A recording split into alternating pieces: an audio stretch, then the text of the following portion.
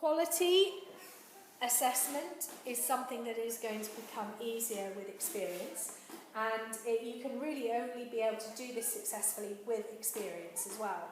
So this is why we use the systematic approach in the same way over and over and over again, to get you the experience to be able to make this assessment of quality accurately. Do this at home as well. I know it might sound a little bit of a chore, maybe it won't actually, but every time you open a bottle of wine at home, before you sit down and drink it and enjoy it, write yourself a tasting note according to the systematic approach to tasting, and your experience of being able to assess the quality will increase over time. So basically, very simply, we describe wines as faulty, poor, acceptable, good, very good, or outstanding at this level. Okay.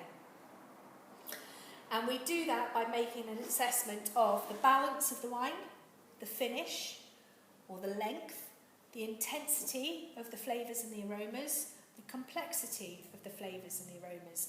And you can remember this easily by using the mnemonic BLIC, B-L-I-C, balance, length, intensity, complexity. Okay.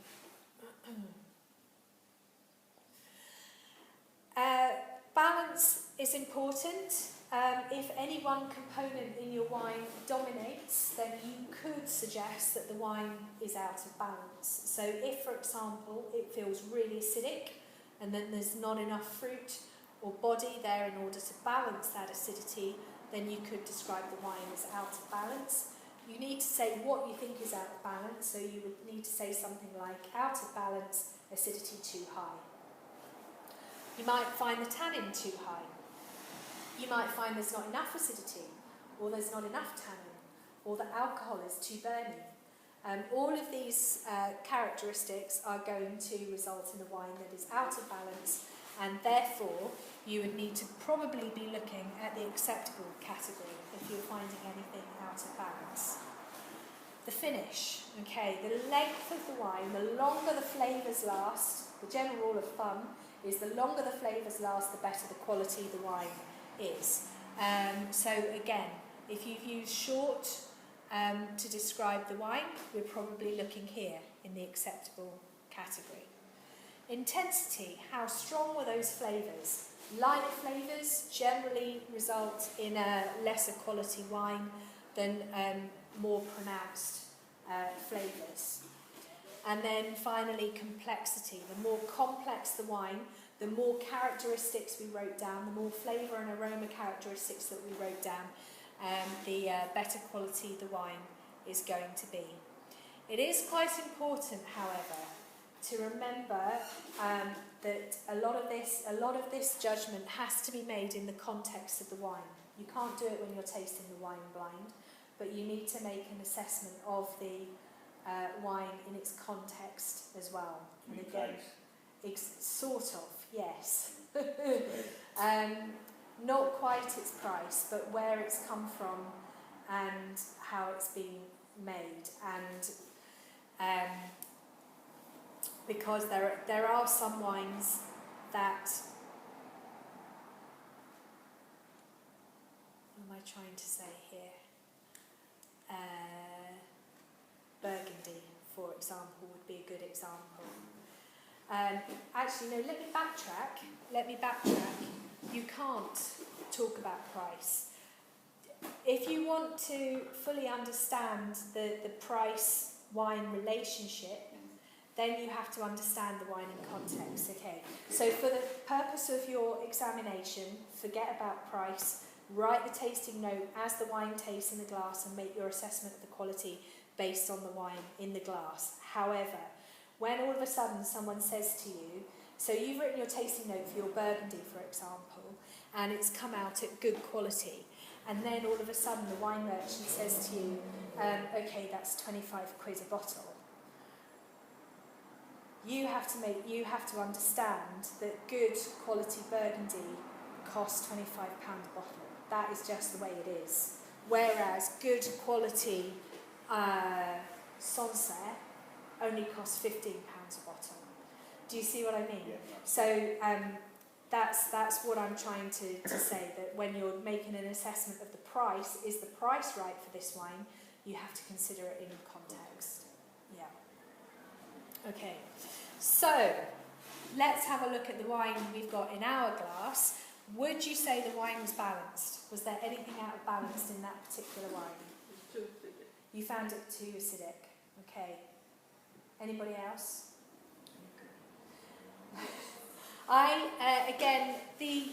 The acidity was too high. I don't think it quite threw it out of balance. It is a feature of this particular style of wine that it's high in acidity, and a lot of people would see that as a benefit of this particular wine. I do agree with you though, it was actually quite high, and it's a really... Sorry? Is it a Sauvignon Blanc? It's not, it's a Muscadet.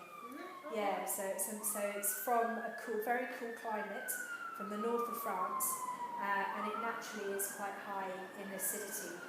But that is the style of this particular wine. So when would you consider, if you have a wine with high acidity, when would it still be considered balanced?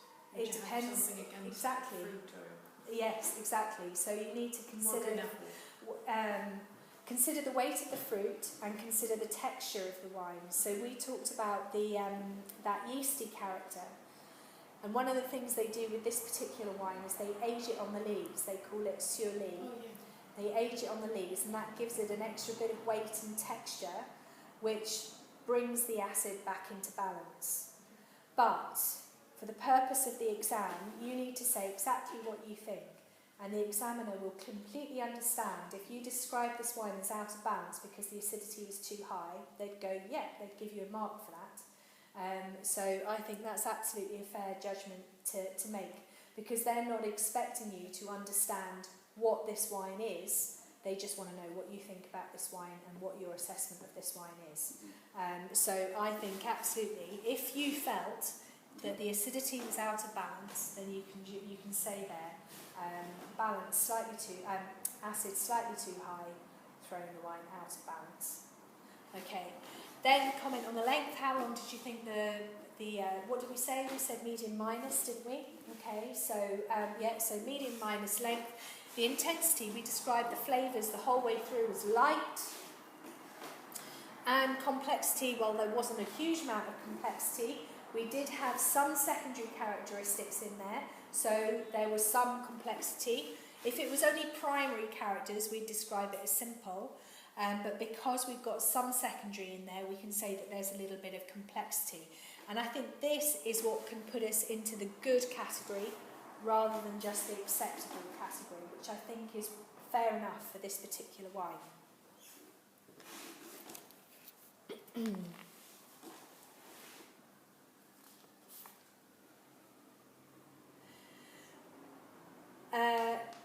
All wines should be good, okay? You're at least good, okay? We do not want wines to be acceptable, and certainly we don't want them to be poor or faulty. So this should be the default. And my description of a good wine is balanced, free of faults, and showing some typicity. And that high acid in this wine is what is showing this wine as typical of this particular wine, okay? My definition of a very good wine is a clear expression of typicity. It shows elegance, concentration, length and complexity. An outstanding wine is free of criticism, a classic, elegant and well crafted. For acceptable, I've just got some typicity but not quite balanced, poorly integrated or generic.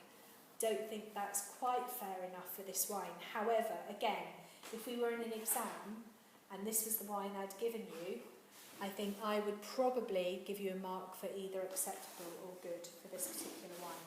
I will be marking your papers, and so I will be able to give you a bit of leeway when it comes to, it's not a strict marking scheme.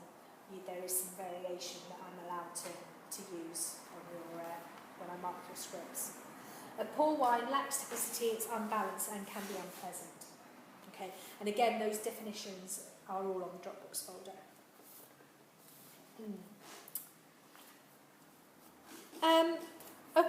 And then finally, we can make a conclusion of the level of readiness or potential for aging.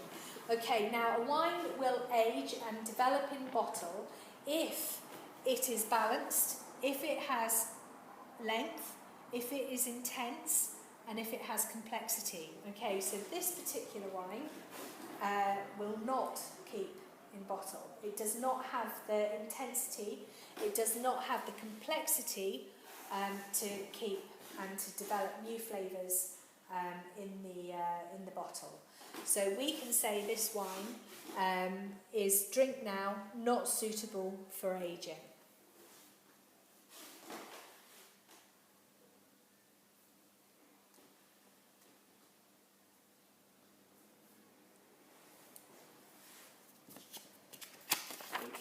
What was your suggestion regarding complexity?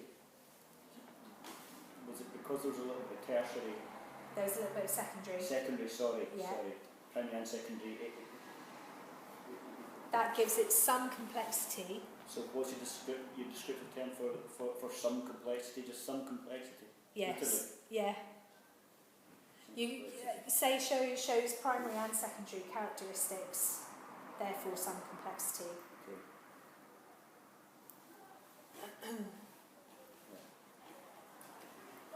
Okay. Okay.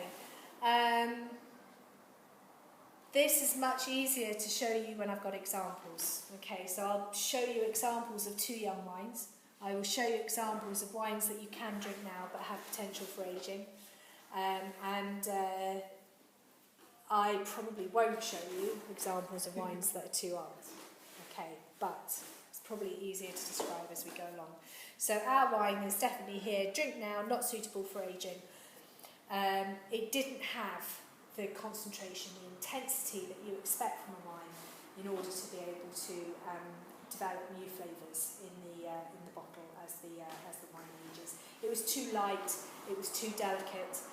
It's lovely, it's charming in its own right, but it's the sort of wine that you need to drink now, nice and cold, with some food, or maybe lunchtime with a salad. It's a simple style of wine. It's not a wine that's going to keep, and it's certainly not going to improve with age either. Do you think if it was colder, the level of acidity would feel less? You'd get more of the flavour? It might do, yes, yeah, probably would do, yeah. I was thinking like soft goat cheese salad. Yeah. The classic favourite. Yeah. Would that be? Yeah, absolutely. This is Muscadet. Classic partner for Muscadet is Moules Marinière. So mussels in a creamy white wine sauce is the classic partner for this particular dish. So anything that's got white wine in it, vinegar in it, creamy based dishes is all going to be perfect for this particular wine. Okay, cool, right, so that was wine number 1. So let's try wine number 2.